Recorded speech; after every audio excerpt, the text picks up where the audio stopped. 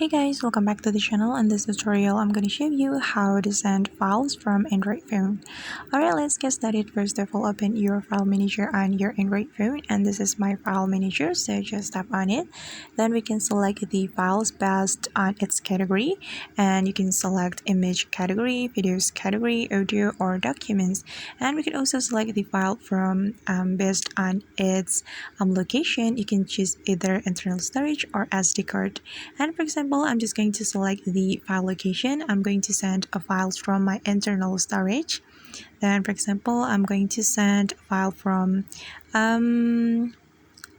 picture folder. So just tap on picture folder right here.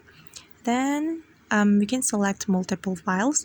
If you want to send multiple files, you just need to tap and hold on the first file like this. Then you can click on the circle to select the file that you want to send. And after we're done selecting the file, we just need to click on share button right here. Then we can select the share method. You can share your file by WhatsApp, Instagram, Telegram, Bluetooth, or Facebook. And you can also select nearby share or quick share. And I recommend you to send your file by nearby share or quick share because the process will be faster.